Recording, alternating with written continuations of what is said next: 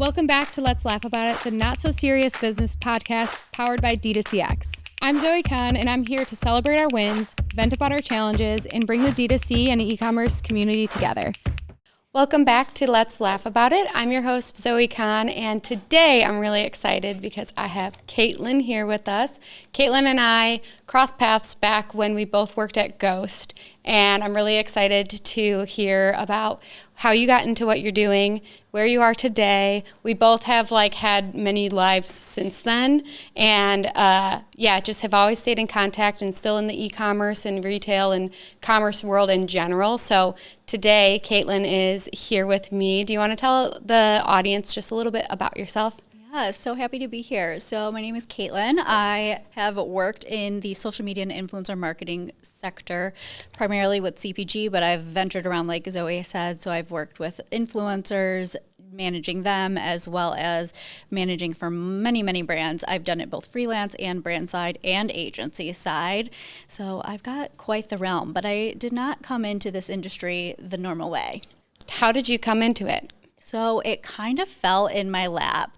I would say I have always been doing social media and things of that nature. I was in the OG blogger stage when I was in college, but actually getting into it as a career was in COVID. So my background, as Zoe knows, is actually in exercise science and kinesiology. I was a strength and conditioning coach. I was a trainer for many, many years, but during the pandemic, all the gyms shut down and I was furloughed just like everyone else.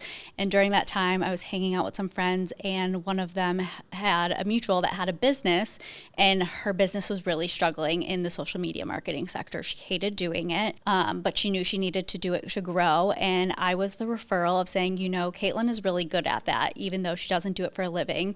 I was the nerdy one that was always diving into the analytics of social media because I thought it was fun. So I started with her, and then from there, the referrals kept coming in when we saw success, and I started my own little mini agency in COVID before eventually going into it full time and working brand side. It's such a cool story, and I remember Katelyn actually you trained at Soho House, right? Soho House was my last training gig outside of doing one-on-one private trainers, customers, however you want to call them, clients, before coming to Ghost. Yeah, it's funny because Soho House is the place to be, Yep. It's also in creative. In creative, all the entrepreneurs, and it's right now on Twitter, it's people are, and it's probably always Yep. They're either making fun of it or they're talking about how cool it is that they have a membership and they're going. And I just saw a tweet too about something about they're in Soho House and they went for the first time and 5x their agency from sitting there just joking around. But Soho House is such a cool place to get experience, and it was cool to see you be able to use your connections from Soho House and see Ghost go there and do photo shoots and stuff for the athletes. And I always looked, I don't know, I've never told Katelyn this, so but I always looked up to Katelyn because she always had you had your own thing before working at Ghost, and I thought that was so cool because I was how do you even do that? And you had your own website, and I'm dang, Katelyn's such a girl boss. And so it was really cool to see your journey. And so now you're at Glanbia. Can you tell the listeners a little bit about your role now? Yeah, so after a few years sports nutrition between Ghost and Glanbia, I'm now at Glanbia Performance Nutrition, which they own some recognizable brands like Optimum Nutrition, Slim Fast for the OGs in the 90s, Think, Isopure, BSN, Amazing Grass. We have a whole portfolio, whether it's in the US or overseas, and I am technically titled a social community manager, which doesn't really fit the bill of what I do because I wear many hats. I do still run the organic social media, but I'm at a strategy level now in a management position. So I have a specialist that works under me that helps do kind of the day in and day out of the posting. I have a consumer affairs team that not only manages kind of your realm of consumer experience, but they also help us manage the response time on social media. And then I also run our influencer campaigns. So we work a little differently than most people. We have two separate sectors. We have our ambassadors, which are our long-term contracts, and then we have our influencers, which are campaign-based, just going off of brand priorities and what's happening in our realm right now. So I do all the campaigns start to finish, from contracting, negotiations, seeding, content review, literally everything. And then I do also help with our ambassador side of things in content. So whether that be ambassador content or pulling in creatives to make some content to go on our brand pages. It's a lot. It's a lot. It's like 3.5 roles in one. Yeah. I'm always fascinated by the when people work for like a company that has acquired a bunch, or because it's an enterprise level when you're not just one brand, and it's also fascinating to see how like people split their time, and it almost feels like when you go from working for one brand and you're like your whole day, you fill your whole day doing everything for that one brand. And so it's so fascinating to see how you can use one team for all of these brands and split the work and be scrappy, but like plan properly to, just make sure everything's taken care of. But it's kind of crazy to like not only have one brand, but have like 7 that you're managing. Yeah, so we have 6 brands in our portfolio. I have a counterpart, her name is Jen. I'm sure she'll end up seeing this on social media, but she has 2 of our brands and I have 4 other ones in the United States. So we do kind of split and divide and conquer, but then we have those 3.5 roles that we do within those 3 brands. But I will say, my experience being agency side for both like working from an agency, having my own agency, and even working back at Ghost really brought me where I am today. I tell people all the time, I don't know what it would be like to have one role at a single brand. And I know there are companies out there that operate that way. Mm-hmm. I do so much in a day, and sometimes it is overwhelming, but I don't know. I feel like I wouldn't know what to do with myself if I didn't have so much to do, if I was like only running social media for one brand. Because even when I was at Ghost, we had the lifestyle line of supplements and the apparel launches, but then we also had the energy line. And in my time there, we had our international lines. Yeah. So, which was slightly varied, but more so on the lifestyle. So it was still like running multiple brands when I was there. So I was like, I've never had the experience of just solely running one singular brand in one singular position. Yeah, it's interesting. We were actually just talking about this on the way here of like right now I'm hiring, and I just hired someone to help with my social media because it's similar to that too, because I have like my personal branding, and then I have this podcast, Let's Laugh About It, and then I have my YouTube, and then also a newsletter, and then I'm on like 2 different other podcasts that are like co-hosting, and I'm like, oh no, now I have like I can't keep up with the posting and everything. Yep. So I'm like, I need help. So it's similar to that, where it's like, just like social media is like way more than people even realize. And I wanted to go back to the way you work with the consumer side, or in the, what's the title of them? Consumer relation? Our consumer affairs team. That's like our CX team is what you're used to. It's the general like customer service team. Yeah, and we always work cross-functionally. So I'm in the customer experience retention, more on like the marketing operations side. And we always have to be very cross-functional and like have a good feedback loop between like the social team and some of the things that are like wild, that either customers are complaining in the comments, or maybe they are like asking questions that are just especially in like food science and supplements. Everyone like thinks that the supplement brands are like doctors and they can go to them for like medical information and stuff, and you can't. But those are the types of like comments and questions, and it's really important to have a good feedback loop with the social team. Yes. Can you talk a little bit more about that and like how you work with the CX side? Yeah, 100%. Actually, one of my favorite questions that I've ever got in like a social response, and it was just off the wall. Those who don't know, Glanbia's parent company is like milk and dairy farms. So I actually had someone reach out about protein, asking if our cows were like grass fed before it went into protein. So I was like, we get the most off the wall things.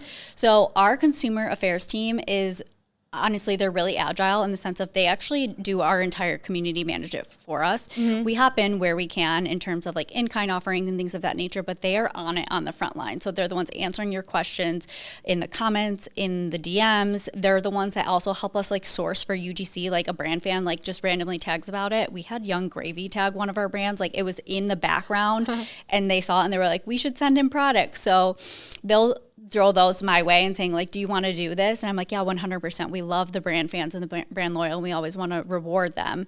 So that's their role, is that they're answering all the comments, they're coming to us. They do go ahead and do any initiatives for people that are like, I want to be a partner, or I want to be an athlete or ambassador. They will constantly send those my way. My inbox is peppered with them from their team all day saying like, is this one a fit? And they do kind of the middleman ground between us too. They keep everything uniform in terms of how we speak to consumer, which is great. So they work with the same copywriters we do to get their main responses when it comes to like the basics. And they answer any consumer question they have, but then they also have a really cool reporting that they give us in terms of social sentiment, social scope of voice, and then what our consumers want to know. So we get those reports from them at the end of usually every month, and it's what our consumers concerned with, because that helps me plan my content to answer their questions and what they need more from us. So we have a product that is an unflavored whey, and people don't really understand how to use it. So when we get those questions from them time and time again, we start implementing content that is about hacks and different measuring ways to include it in, whether it be pasta sauces, dips, pizza recipes, whatever you want. That all came from the consumer first. Yeah, no, that's like the perfect, that's what every brand wants, right? And Glanbia is huge. Yeah. And so I'm sure it's taken a lot of like trial and error to get to that point. But it is something that's just like the voice of the customer is right there. I always say it about the inbox, but like the comment section, the DMs, like everything, it's a gold mine of like, what do your customers want? Or if you're ever wondering, like, what should I post, or what do my customers want? It's like, okay, go to the comment section, go to the reviews, go to the inbox, and just like listen to your consumers. And I was like picking Katelyn's brain about how they do like their customer service and their customer experience and everything.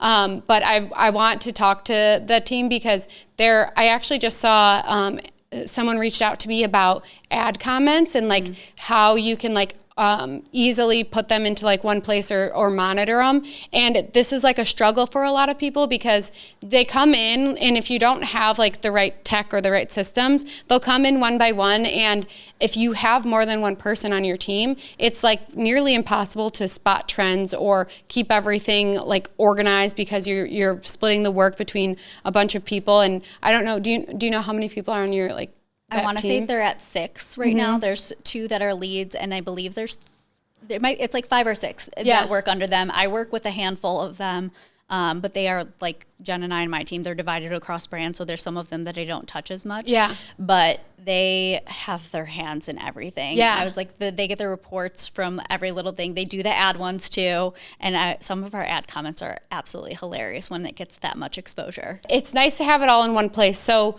I was like picking Katelyn's brain about the tech they use, so I'm interested to see like how they organize it on the back end.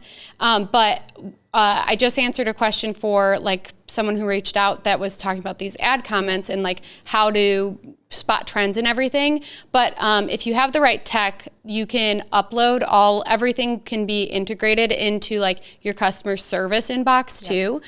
So I use Gorgeous for it, but like you can integrate even like your TikTok shop, which is a whole nother thing we can talk about. But TikTok shop has been like a mess for brands because of the response time, which we should probably talk about as well.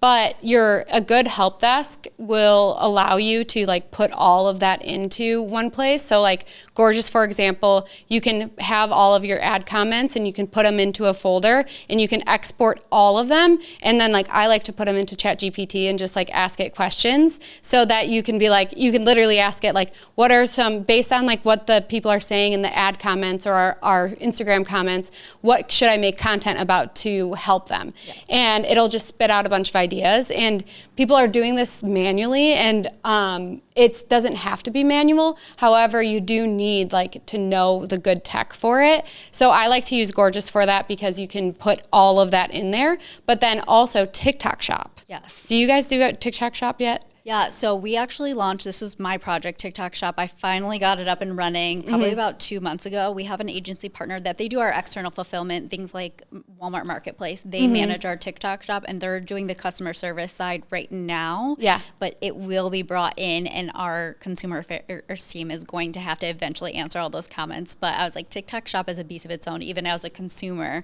because I know that they have those response times and quick turnarounds just to be eligible to maintain the platform. Yeah, and a lot of our brands that we work with actually unfortunately find out the hard way because they'll get like dinged. I don't know what it looks like on their end of like them getting like, I keep saying like yelled at or like reprimanded. But one of the things that the TikTok Shop needs you to do is respond to every message, which if you say that in like simple terms, it's like, no shit, you want to respond to every message. But it's literally every single message that like if a customer reaches out to you or you're going back and forth and then they say, thank you, you've helped me, you can't just let that go. They look at that as a unresponded message. And so you literally have to say like, you're welcome. Yep. And then if they send back an emoji, you have to be the last word, or else they just will say that, like, so it could be literally never ending because that's the way they're. I feel like they need to adjust their algorithm on that one. They have to. Yeah. Even like think in the case of now you have that they have to do that in that case. Mm-hmm. Now your product goes viral on TikTok Shop because of an affiliate link. And all of a sudden you have an influx, whether it be about stock questions, where their order is, processing delays. That could get out of hand so fast. Yeah, I have one client who is in like the toys section, ASMR like stuff, and it's all kids. Yeah. And so I always have problems with this type of stuff because like tech will charge either like TikTok Shop. You could imagine like the kids are just messaging like emojis or like questions or like, I want to see blah, blah, blah founder, and just going back and forth, and they don't understand like whatever, like this is causing so many problems. They're because just trying to chat. They're just trying to chat. And like, that's the place that they have gotten a hold of someone because they're talking about their order or whatever. But it also becomes a problem with like, automations and like chatbots and stuff. We can't have a chatbot like live on their site because the kids will just like mess with it, and like you get charged for like responses, and you're taking people's time. Like it's really, really kind of crazy. But it's the TikTok Shop. If I would encourage like everyone to have that in their help desk because you want multiple eyes on it, and like especially like. You hope your TikTok Shop does well, but like if you don't respond, like you could not be shown, and like you could lose your shop and all this stuff. So it's like lucrative out there. That's essentially why we have kicked it off with our partner agency, because we were like, we have to train the team on how to use TikTok Shop. And I know the current platform, when we were kicking it off, that they are using didn't have a feature for them to get in there. So they would have to go into a native app to respond to that. And you know how hard it is for them to go into a native app for 6+ brands. Mm-hmm. Plus they have the 6 individuals on their team that all have to have access to make sure the 2-factor authentication get in. Like that is just not a feasible workflow for them to respond to TikTok Shop messages. And obviously having a platform that can do it in one streamlined place is much better. But we knew we didn't have that. Yeah. And we barely had the bandwidth alone to get them onboarded to be able to learn how to do it. Yeah, I have like some hacks too, because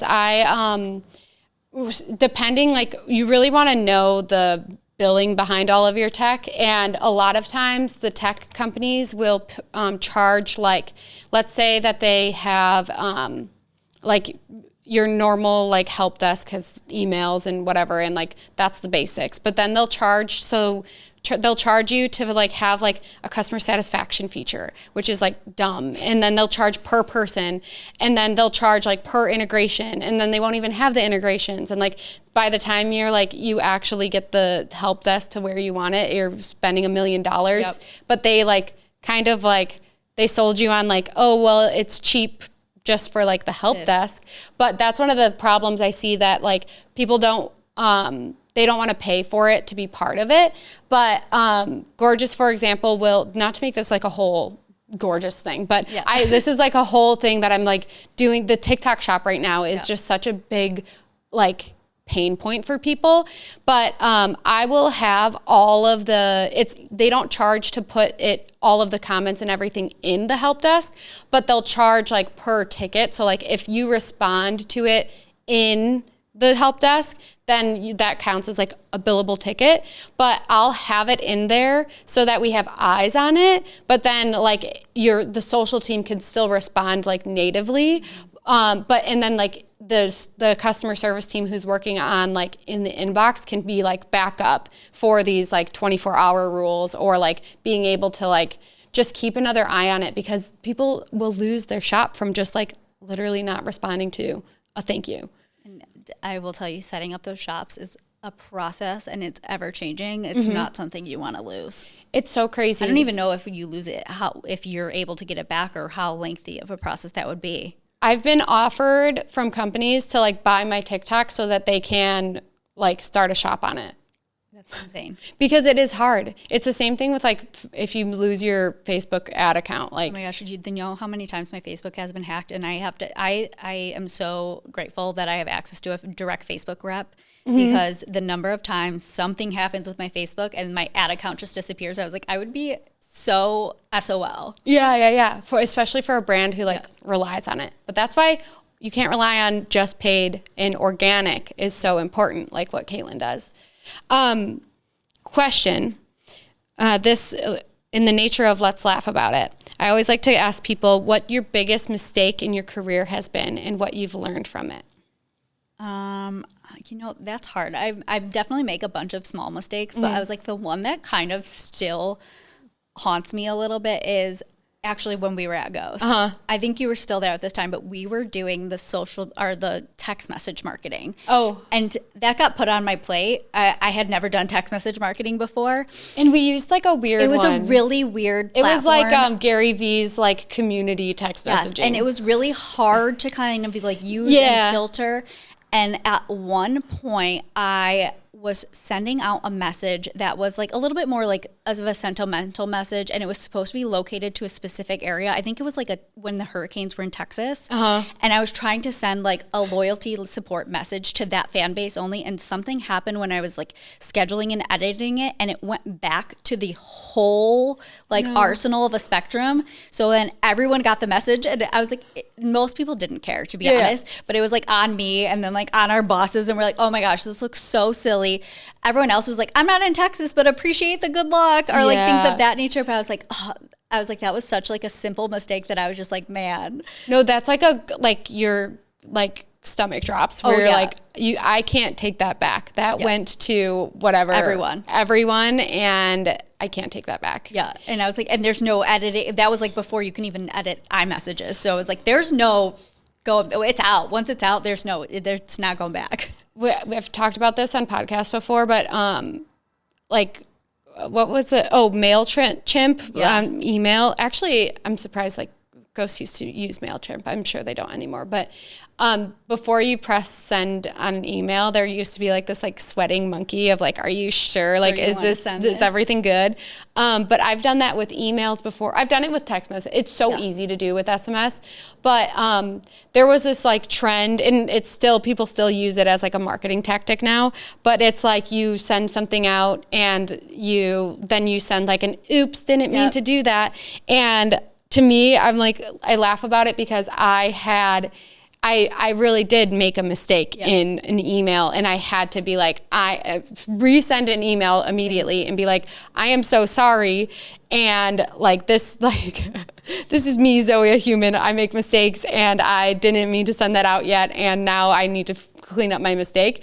And those emails do so well because people are like, oh, there's a person behind this brand. Yeah. Or the subject line is like, I'm so sorry I messed up and I need to fix this. And people like those emails do better than the original one with the mistake in it. And so people have been using it as a marketing tactic of like doing it on purpose. And every time I see someone and you could tell that it's on purpose, I'm like a little bit offended because I'm like, I needed to do that like for real, and it worked really well. And now you guys are like ruining it and like artificially sending these things, but it's giving like marketing. The rage bait trend in social media. What is that? Rage bait. So people do things on purpose to reactions because they know people will respond.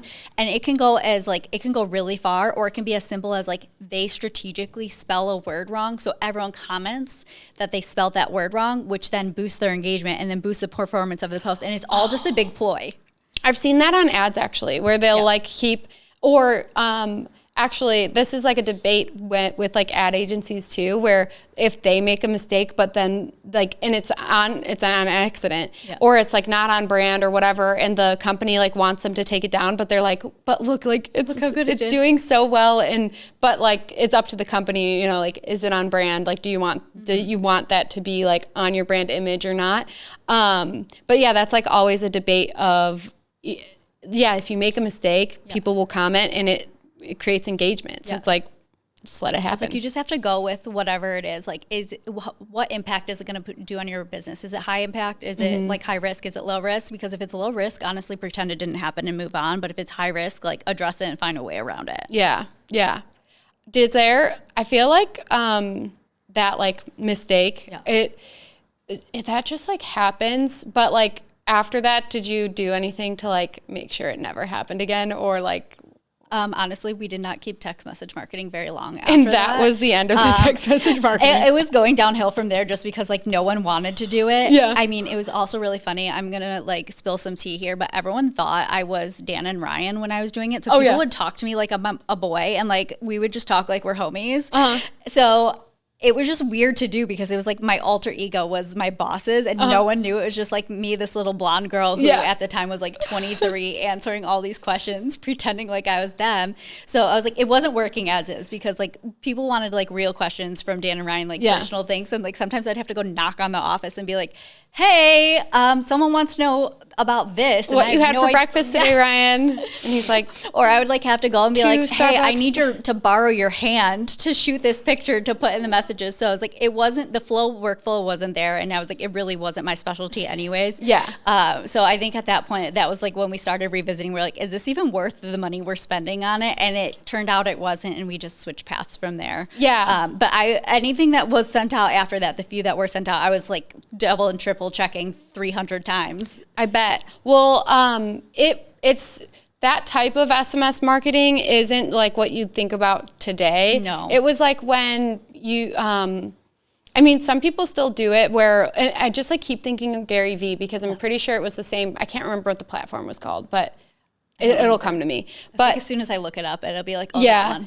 And it was like the ploy was you get a real answer from me.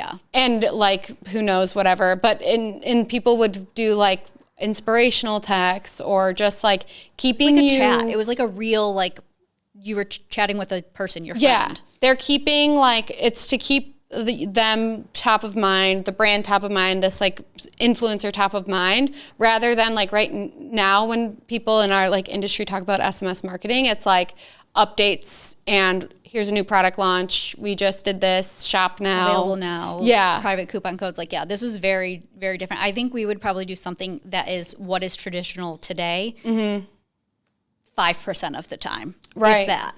Yeah, and it's expensive to send text messages back and forth. They charge per message, like, and which is so interesting because like that's not how like a phone service works. So like, why do I don't know? Another topic for another day. Old phone service, like back before we had unlimited data plans where you only got so many messages in so many minutes. Exactly. Oh my gosh. I remember being like, it would charge you when like someone texted you. Yes. And I'd be like, I saved up like all of my lawn mowing money to have my text messages and you're texting me stuff and I don't want you to. Could you imagine that nowadays with the number of like spam messages we get? I would have honestly, maybe we should go back. Yeah, it would be all gone. Okay, this is a new segment and I'm excited for Katelyn to be the tester of it.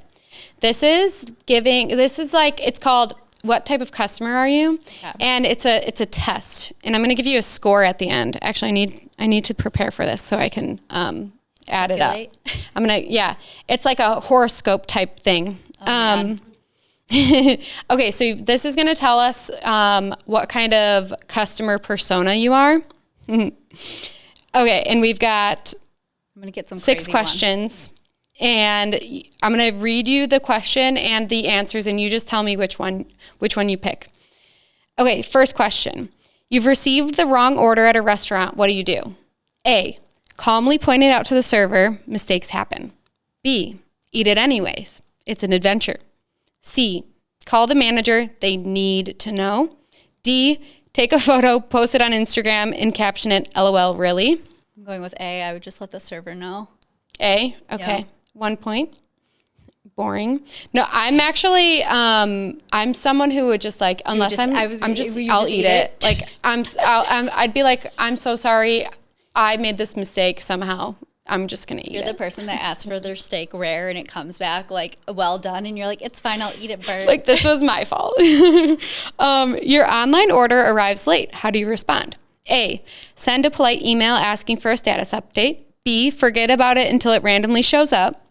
C, demand a refund and leave a 1-star review. D, craft a hilarious tweet about your delivery drama. I'm going to be boring because I'm still A. I actually have an order that is late right now because it's not even the seller's fault. It was USPS. And I was like, hey, just like wanted to let you know if you know anything. And she's like, oh, I'll send you a new one if you need it. And now it's going to be delivered today. Yeah, I'm really bad. And I actually I forget about things and I don't read my email. And so like, I don't learn that lesson walking to the mailbox this week. So. Yeah. Katelyn has been going on my mailbox walks. And every time I get to the mailbox, I'm like, oh, who sent this to me? Me. Surprise. Okay. Next question. You find a tiny scratch on a brand new item. What's your reaction? A, shrug it off. Who's perfect? B, try to fix it yourself with YouTube tutorials. C, return it immediately and ask for a manager. D, name the scratch and call it part of your item's personality. Ooh.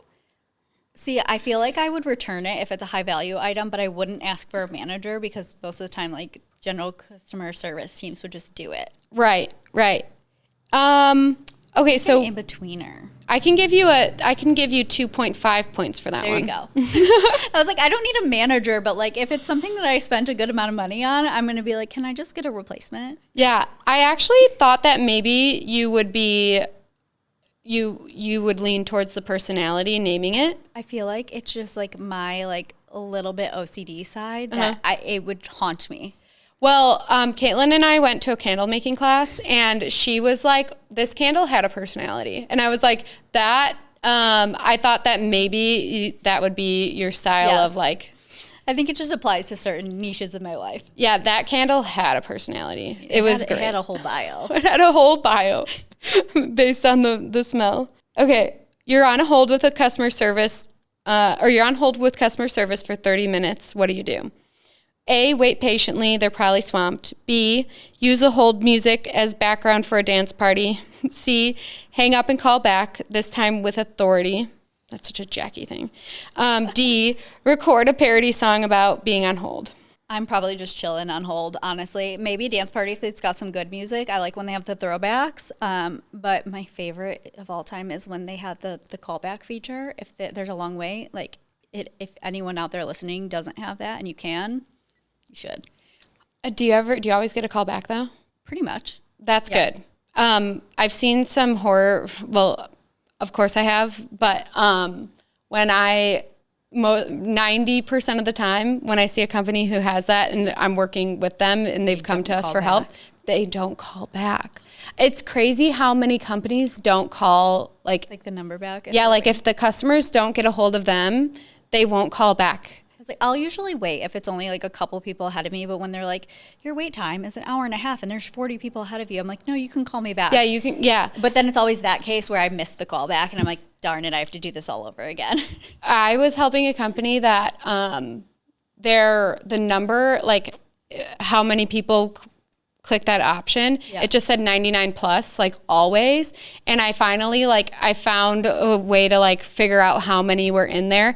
And they had this crazy, it was over 700 for the last week that they just never call back. Yeah. Or, well, the issue is there's, the way tech is set up, there's just not always an easy way to access it. Yeah, that. Sometimes it's just they it's meant for like, okay, 5 people have pressed that, you can see them and you can just call them back. But like, if you don't have a large enough team and it's just like you don't have the bandwidth, it just keeps going and going and going, and you don't have like a system. Even if you have a large team and you have no system, when that list gets piled up, I can imagine it be so overwhelming. Yeah. And it's hard for companies to just like, it's stressful. Like, cause it gets pretty crazy. But I've seen some horror stories with like people pressing that and then never getting a call back. I gave you a 1.5 for an in-between for that. Got it. Your favorite store just launched a sale and the website crashes. What's your move? A, refresh the page until it works. B, take it as a sign you don't need any more stuff anyways. Never that option. C, call the store and demand access to the sale. D, laugh, cry, and share a meme about capitalism. So I'm definitely going to keep refreshing the page, but I've actually had this happen to me many times. And usually my first thing is also to go to their social media comments and be like, hi, is anyone else having this issue, or how do I fix it? You comment? I will comment, yeah. Mm-hmm. I'm not typically rude in my comment. I might be a little frazzled if it's something I really want to get my hand on, but I'm just like, hi, can someone fix this? What's happening? Yeah. Well, that's so interesting because you go to the comment section because you're like in the social world. I will go to just like support or like a chat bot. But sometimes because I know how it works in the back end, I'll just be patient. And like, I know that they're either like working on it or sometimes they really don't know. Yes. So you have like, I just did a launch with a new product for, a company yesterday, and there's always issues. Like, it's just like you don't know until like Netflix can have server issues during that boxing match. Oh, yeah. Any small company launching a product can have server issues. Yeah. What was a big one? It was during COVID, and Justin Bieber was it? Oh, New Year's Eve. Remember New Year's Eve on COVID? Yeah. Or during COVID, it was like everything kept crashing. Yeah. No, people are allowed to make mistakes. We're gonna give you an in-between for that one too. A 2. Not picking anything correctly. No, you're doing great. I'm a diva. It's hard because there's in-betweens. All right, this is the last question. You've been overcharged on a bill. How do you react? Point it out and request a correction politely. Assume it's fate and just pay it. Demand compensation and for emotional distress. Or use it as a stand-up material at an open mic night. Honestly, I'm going to probably say I didn't even notice it the first time until I was like doing my bank statements. And then usually I just email them. It's like, hey, can you fix this? Oh, you do the email. Yeah. I would like email customer service. I mean, because usually that's what happens on like online orders. And I'll just like shoot them an email with like screenshots of like what my bank statement said versus what my receipt said. And then I just pray they give me my money back. Right. It's so, there's so many different personality types with this too, because I'm like same thing. I'm like, I just assume it's right until like, I'm like, oh no, like that they added an extra 0. That can't be right. My grandpa, so successful, so wealthy, he would spot check like everything. Like we would go to McDonald's and he would notice, it would be like all my cousins, there'd be like 10 people ordering and he'd notice they accidentally charge us for an extra fry. And like, he was going back up to that counter and saying that come look at my table. And I was always like, wow, that's crazy. But that's like the attention to detail. That's probably why he is so wealthy. Yeah, I was like, I definitely am bad about pay. I try, but I'm not that great about it. I have a friend that literally will, every single receipt, she like writes it down on a notepad when she gets home. I was like, mine go in a pile and I wait until I have to do bills at the end of the month. Yeah, I'm definitely I used to be like that, especially like budgeting and stuff, but I am the stand-up material at an open mic night. That is like a good, that's a good comedy act. But okay, so I'm going to give you a 1.5 for that as well, where you're an in-between as well. All the in-betweeners. Because you were like, it's fate and you just paid it, but then you went back and you're like, no, it's not. Oh wait, can you fix? Help. Okay, so you ready for your results? Yeah. You are the Zen customer. You're chill. Oh, you had a 9.5. So you're on the I'm on the cusp. Yeah, you're on the cusp of the Zen customer. You're almost the DIY customer, but you're still a Zen customer. You're chill, understanding, and you never sweat the small stuff. Businesses love you, but do you love yourself enough to stand up for what you deserve? That's good. That was like a kind of a backhanded comment. I was like, we're going to sweet talk you in the middle, and then we're going to be like, actually, you kind of suck. Actually, you have no backbone. No, I'm very similar though. It's funny when all those the third ones, those are such like Jackie, whenever I want to know why, I think this comes to us because of the industries we work in. Because the number of times I have been reamed for random stuff in social comments, like I always remember that there's people behind it. And I was like, don't get me wrong, I have my moments where like I definitely get frustrated and get out of hand and get a little stern. But when it comes to working with like customer service people or anyone in the service industry, like I've been there. I've done like from waiting tables to working in retail. I know how hard it is, and I try my best to be like respectful, kind, and remember that. But it's funny because if I apply that to any other part of my life, I am like the complete opposite. I'm like the take charge leader that like there's no BS. Like it is what it is. It's blunt. Yeah. But no, I was like, I think it goes into like what we do. It really is. And you just like, you know what it feels like. So you don't want to like, And sometimes there are robots behind it. But most of the time it's a human.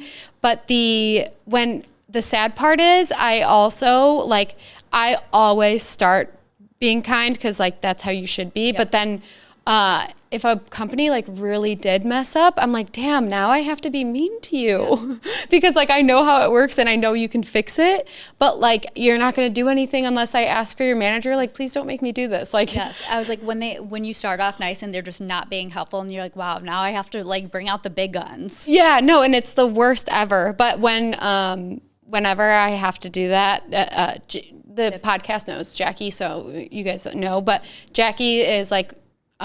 She loves to debate. She's a lawyer. So whenever I hate that stuff, I'm like, I don't want confrontation. I don't want to be mean to people. Not that Jackie's mean to people, but she will tell someone, she'll bring the receipts. She'll tell them like what happened. She'll be nice at first, but she has no problem being like, actually, this is what you're going to do. And like, I know you have to do it. Like, and like, this is how your company should do it. I'm like, thank you, Jackie, for getting my $2 back from my French fry. She's so great. She's amazing.